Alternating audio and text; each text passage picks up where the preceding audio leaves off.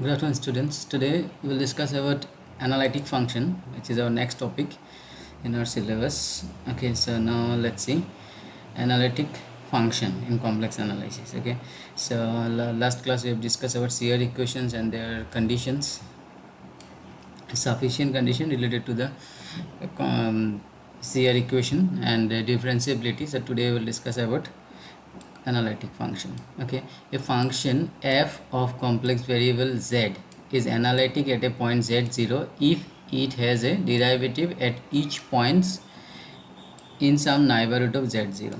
Okay, so that means in some neighborhood of z0, each point z0, and if we make neighborhood surrounding of z0, then all each points should have different derivative exist. Okay, see, if it has a derivative at each point in some neighborhood of z0, each point in some neighborhood of z0, that means z0 का neighborhood में जितना भी point है सब में इसका derivative exist होना चाहिए. Okay, a function f of the complex variable z is analytic at a point z0. At point z0 it will be analytic if it has a derivative at each point in some neighborhood of z0. तो इसका जितना भी neighborhood है z0 का उसमें ये different derivative होना चाहिए, तभी जाकर we can say that the function is analytic at z0.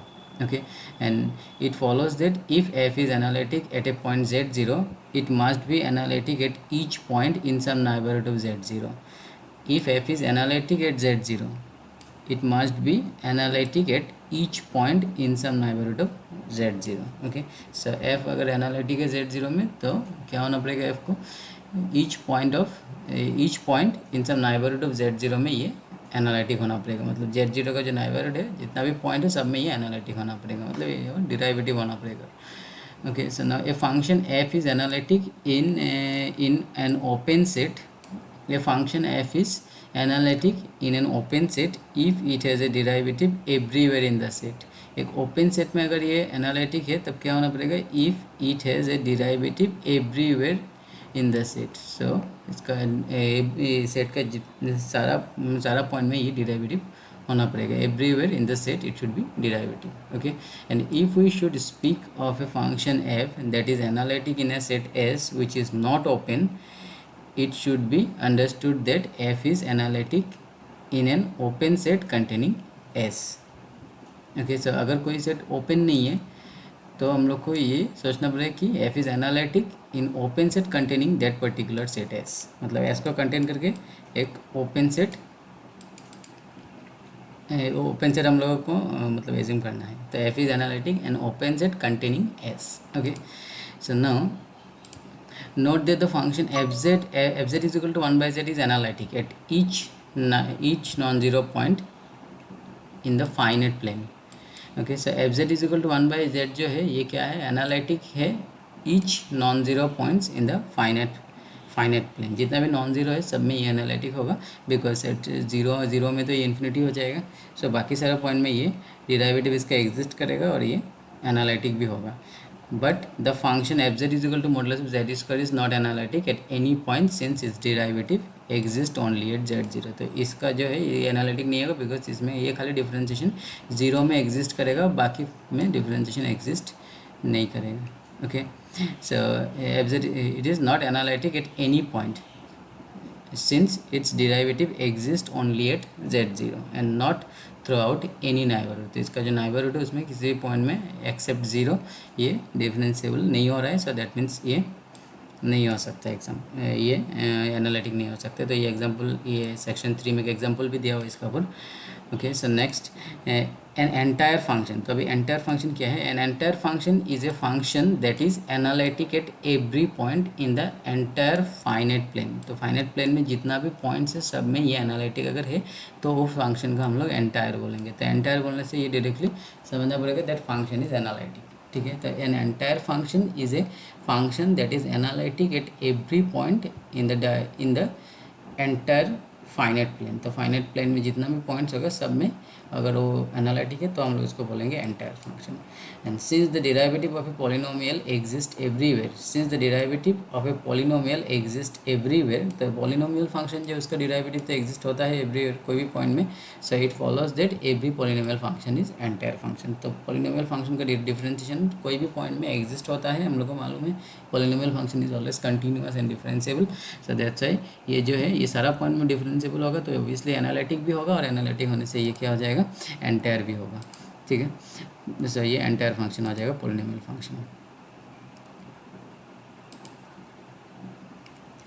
Okay, next is if A function F, if a function f fails to be analytic at z0 but it is analytic at some points in every neighborhood of z0, मतलब f जो है वो analytic तो नहीं हो रहा है z0 में, क्योंकि एनालिटिक होने के लिए नाइबरहुड का सारा पॉइंट में उसका डेरिवेटिव होना पड़ेगा। तो सपोज ये एनालिटिक नहीं है z0 but is analytic some point in any neighbourhood of z0, z0 का जो नाइबरहुड है उसमें कुछ कुछ पॉइंट में ये अगर एनालिटिक है then z0 is called the singular point और singularity. Okay, so F a function F fails to be analytic at z0 में एनालिटिक नहीं है बट उसका नाइबरहुड में कुछ पॉइंट में अगर एनालिटिक है, z0 का नाइबरहुड में कुछ पॉइंट में एनालिटिक है देन z0 का हम लोग बोलेंगे सिंगुलर पॉइंट और सिंगुलरिटी। ठीक है, तो ये वेरी इंपॉर्टेंट टॉपिक है, इसको हम लोग बाद में मिलेगा, सिंगुलरिटी और सिंगुलर पॉइंट्स। ओके, सो ये चीज़ याद रखना कि सिंगुलर पॉइंट मतलब क्या है, जिस पॉइंट में डिफरेंशिएशन एग्जिस्ट मतलब ये एनालिटिक नहीं होगा फंक्शन। ओके, बट उसका नाइबरहुड में कुछ पॉइंट में ये एनालिटिक होगा। Okay, so now the point z0 is eventually a singular point of the function f z is equal to 1/z। तो ये जो फंक्शन हम लोग अभी भी देखा था तो ये तो एनालिटिक हो रहा था लेकिन नॉन जीरो पॉइंट में हो रहा था, बट z0 में तो ये एनालिटिक नहीं होगा बिकॉज जीरो में इन्फिनिटी हो जाएगा। तो जेड इज इक्वल टू अगर जीरो जो है उसमें एनालिटिक नहीं हो रहा है तो ये हो जाएगा एक सिंगुलर पॉइंट। ठीक है, सिंगुलर पॉइंट पर सिंगुलरिटीज बोल सकते हैं इसको। तो ये जो फंक्शन इसका सिंगुलरिटी होगा only z is equal to zero, because z is equal to zero में ओनली इसका डिफरेंशिएशन एग्जिस्ट नहीं हो रहा है, बाकी सब में होगा। Okay, the function f z is equal to 1/z² on the other hand has no singularity since it is nowhere analytic. तो ये जो है इसमें सिंगुलरिटी नहीं होगा बिकॉज ये सारा पॉइंट में ही ये एनालिटिक नहीं है। Okay,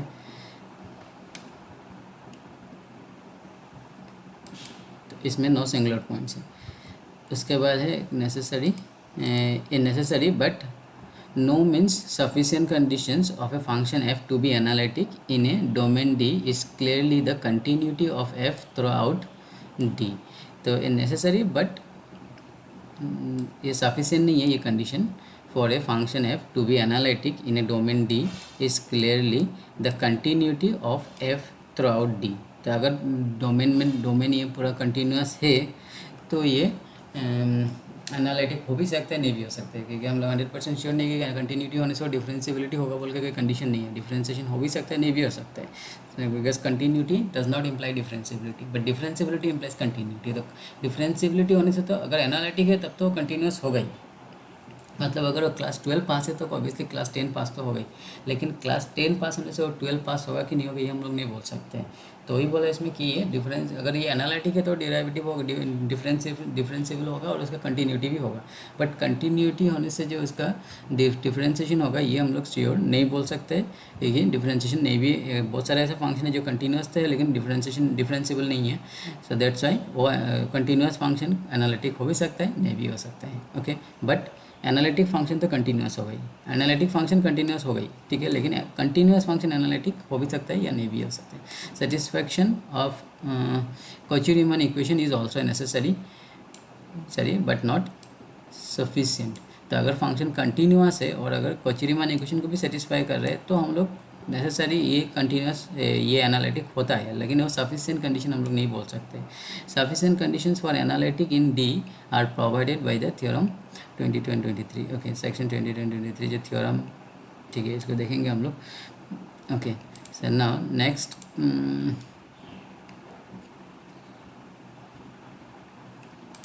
if two functions are analytic in a domain D, their sum, their product are both analytic in D। okay, दो फंक्शन अगर एनालिटिक तो उसका सम भी एनालिटिक होगा, उसका प्रोडक्ट भी एनालिटिक होगा। Okay, now similarly their quotient is analytic in D provided the function in the denominator does not vanish. अगर डिनोमिनेटर ज़ीरो नहीं है तो ये क्वोशंट जो है पी बाई क्यू फॉर्म में अगर है फंक्शन, रैशनल फंक्शन, तब भी वो क्या हो जाएगा, एनालिटिक होगा, अगर पी और क्यू दोनों एनालिटिक है. Okay, so from the chain rule of differentiation of A composition function, ये हम लोग चेन रूल क्लास 12 में मिला था. तो we find that a composition of two analytic function is analytic. Composition of two analytic function is also analytic. ठीक है भाई, चेन रूल हम लोग ये बोल सकते हैं कि कंपोजिशन याद है एफ ओ जी जी ओ वाला, composition of two continuous function is also analytic. Suppose that a function fz is analytic in D and the image of D under the transformation w is equal to fz is contained in the domain defined on a function gw, then the composition this also analytic. तो ये chain rule से दिखाया गया है यहाँ में, ये वाला चेन रूल जो हम लोग चेन रूल में करते हैं. फर्स्ट आउटर फंक्शन का डिफरेंशिएशन करते हैं, इनर फंक्शन का एक्स पकड़ लेते हैं, फिर इनर फंक्शन का हम लोग एक्स्ट्रा करके यहाँ में डिफरेंशिएट करते हैं. That is by chain rule.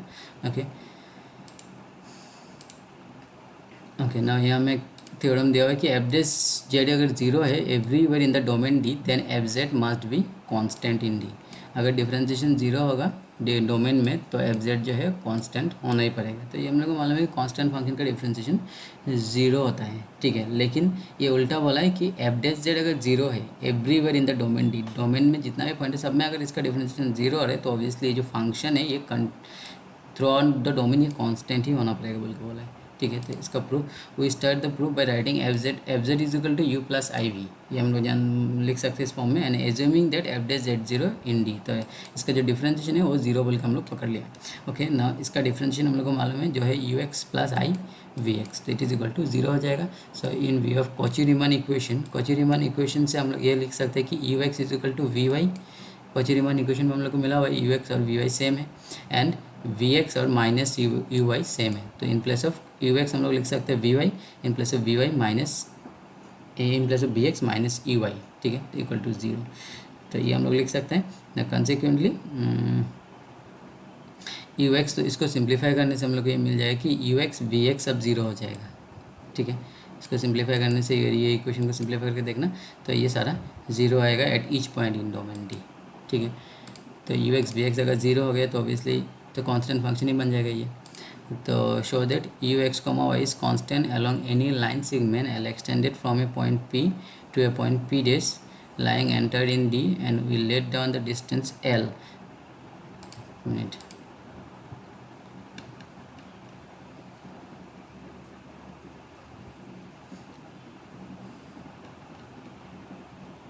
तो ये ग्रेडियंट लेके किया हुआ है. नेक्स्ट, तो यहाँ से हम लोग बोल सकते थे. ठीक है, तो ये ग्रेडियंट लेके इसको भी एक बार देख लेना, ये भी बोल सकते हैं हम लोग यहाँ से भी. तो नेक्स्ट टॉपिक हम लोग के एग्जाम्पल्स. यहाँ में कुछ एग्जाम्पल्स है. तो क्वोशिएंट फंक्शन ये f x is equal to z x square z cube plus 4 divided by this. ठीक है, तो is eventually analytic in z plane except the singular point. देखो ये एनालिटिक होगा लेकिन एक्सेप्ट ये सिंगुलर पॉइंट जिसमें इन्फिनिटी हो रहा है. देखो नीचे वाला पार्ट है जेड स्क्वायर माइनस 3, तो इसमें अगर 3 पुट कर दिया तो 3 स्क्वायर इसमें अगर रूट 3 पुट कर दिया जेड में तो root 3 square is 3 minus 3 zero हो जाएगा, और any number by zero is infinity. तो ये इन्फिनिटी हो जाएगा, तो ये डिफरेंशिएबल एग्जिस्ट नहीं होगा. तो जेड स्क्वायर माइनस 3 को जीरो कर दो तो इसमें से आ जाएगा z is equal to root 3. ठीक है, तो एनालिटिक की अगर सिंगुलर पॉइंट निकालना है तो ऑलवेज ये डिनोमिनेटर को जीरो करना. जीरो करके जो जेड का वैल्यू मिलेगा उसमें वही होगा हम लोग का एनालिटिक क्या सिंगुलर पॉइंट्स. तो अभी इसमें जेड स्क्वायर माइनस 3 को जीरो करके ये मिला, और जेड स्क्वायर प्लस 1 को अगर ज़ीरो किया तो इसमें से आ जाएगा z square is equal to minus 1. ठीक है, तो अभी इसमें से z square is equal to minus 1 को हम लोग लिख सकते हैं आई स्क्वायर. ठीक है, तो जेड इज इक्वल टू आ जाएगा प्लस माइनस, स्क्वायर कैंसिल करने से आ जाएगा प्लस माइनस आई. तो Z is equal to plus minus I. तो ये जो पॉइंट है इसमें ये इन्फिनिटी आएगा और ये हो जाएगा सिंगुलर पॉइंट्स. ओके, इसको छोड़ के बाकी सारा में ये क्या हो जाएगा analytic. Okay, so the analytically is due to the extension of familiar differentiation formula which need to be applied if the expansion of f dash is wanted. Differentiation formula use करके हम लोग डिफरेंशिएशन भी निकाल सकते हैं. Okay okay, यहाँ पर एक चीज़ लिखा है, when a function is given in terms of its components function u x comma y and we x comma y, its analytically can be demonstrate by direct application of Cauchy Riemann equation. मतलब Cauchy Riemann equation use करके भी हम लोग देख सकते हैं maximum function जो है कॉची-रीमान इक्वेशन होने से वो ये एनालिटिक हो जाता है, लेकिन कुछ कुछ फंक्शन हैं जो कॉची-रीमान सेटिस्फाई करने के बाद भी एनालिटिक नहीं होता है। तो मैक्सिमम केस में कॉची-रीमान इक्वेशन सेटिस्फाई होने से मतलब ये जो अभी फॉर्मूला मिला था u x is equal to we y and we x is equal to minus c y, ये जो कॉची-रीमान इक्वेशन था इसको यूज़ करके भी हम लोग मैक्सिमम केस में बोल सकते हैं कि एनालिटिक होगा, बट हर केस में नहीं होगा। तो ये प्रॉब्लम है इसमें, ठीक है। कुछ एग्जांपल है जिसमें कॉची-रीमान इक्वेशन सेटिस्फाई किया है लेकिन फिर भी एनालिटिक नहीं आता है। तो f z is equal to this, ये एक फंक्शन है, तो इसमें यू जो है ये है और वी ये है, इमेजिनरी पार्ट और रियल पार्ट, ठीक है। तो यू एक्स को अगर डिफ्रेंशिएशन किया इसका, तो ये with respect to x partial differentiation, तो ये आ जाएगा sine h x into cos y. Okay, x का डिफ्रेंशिएशन हुआ, वाई कांस्टेंट है इसमें, फिर वाई से डिफ्रेंशिएट किया इसको, अभी इसमें एक्स कांस्टेंट है तो कॉस वाई का आ जाएगा माइनस साइन में, ठीक है। तो अभी कॉची-रीमान इक्वेशन से हम लोग को मालूम है कि यू एक्स इजिकल टू क्या होता है वी वाई और यू आई इजिकल टू क्या होता है माइनस वी एक्स, ठीक है। So everywhere and it is clear from the theorem this that F is entire. तो ये कॉची-रीमान इक्वेशन सेटिस्फाई कर रहा है, अगर वी वाई करोगे वी वाई निकालने से भी यही आएगा और माइनस वी एक्स निकालने से भी ये आएगा सेम। तो ये कॉची-रीमान इक्वेशन को सेटिस्फाई कर रहे हैं, तो हम लोग बोल सकते हैं कि ये जो है ये एंटायर भी होगा, ठीक है। कंटिन्यूस फंक्शन और कॉची-रीमान इक्वेशन सेटिस्फाई करने से ये एंटायर होता है। ये हम लोग को सेक्शन 2.2 में शायद मिला है। ओके, सो सिमिलरली ये जो फंक्शन दिया है एफ एक्स, इसका कॉन्जुगेट है ये, कॉन्जुगेट लेने से बीच में माइनस आ जाएगा, ठीक है। Now u x is equal to this and we x is equal to, u x is equal to ये रियल पार्ट और ये इमेजिनरी पार्ट वी एक्स, ठीक है, ये कॉन्जुगेट का। Now u x is equal to u y by Cauchy Riemann equation and u y is equal to minus v x, ठीक है। ये तो कॉची-रीमान इक्वेशन से हम लोग डायरेक्ट लिख सकते हैं। तो इसका कॉन्जुगेट क्या हो जाएगा, कॉन्जुगेट लेने से कॉन्जुगेट जो एफ बार है, f bar d tells us that u x capital u x is equal to capital u y is equal to minus capital u x, ये भी Cauchy Riemann equation. So in view of 1 and 3 we also see that u x is equal to minus v y, u y is equal to minus v x, ये तो ये Cauchy-Riemann equation ही आ रहा है, ठीक है। तो अब इसमें से by adding corresponding sides of the first two equation 2 and 4 we found that u x is equal to 0। तो इक्वेशन नंबर 2 and 4 को अगर हम लोग ये दोनों को ऐड कर देने से यू एक्स का वैल्यू 0 आएगा। Similarly subtracting this second 2 and 4 we get v x is equal to 0, ठीक है। तो ये दोनों का वैल्यू हमें 0 पुट कर दिया तो ये आ गया 0, तो ये हो जाएगा कांस्टेंट, ठीक है। तो थ्रू आउट द डोमेन ये भी कांस्टेंट फंक्शन हो जाएगा, ये वाला F x is equal to this, F x is equal to this and its conjugate और both analytic in D, it shows अगर दोनों एनालिटिक है तो क्या होगा, it is now easy to show that F Z must be constant throughout D. अगर दोनों analytic है तो क्या हो जाएगा, ये कांस्टेंट हो जाएगा in through out the domain. तो इसको ही शो किया हम लोग यहाँ, ठीक है। तो इसमें और एक एग्जांपल है, ये खुद देखना है इसको, ठीक है। तो इट इज़ अबाउट और दिस सेक्शन। सो नेक्स्ट हम लोग डिस्कस करेंगे हार्मोनिक फंक्शन। ये सिलेबस में नहीं, फिर भी देख लो एक बार। हार्मोनिक फंक्शन क्या होता है, कोई भी फंक्शन है H of two variable X and Y, इसको partial differentiation with respect to X 2 बार डिफरेंशिएशन करना है, फिर 2 बार वाई से भी डिफरेंशिएशन करना है, फिर दोनों को प्लस कर देना है। अगर 0 आ गया तो ये हार्मोनिक फंक्शन हो जाता है। तो हार्मोनिक होने के लिए कोई भी फंक्शन को with respect to x partial differentiation करो 2 बार and with respect to Y partial differentiation करो 2 बार, फिर प्लस करो। अगर 0 आ गया तो ये हार्मोनिक होता है, ठीक है। तो जनरली ये सिलेबस में नहीं दिया हम लोग का, तो इतना ही देखेगा। उसके बाद हम लोग नेक्स्ट में ये चीज़ को स्टार्ट करेगा जो है लॉगरिथमिक फंक्शन, एक्सपोनेंशियल फंक्शन।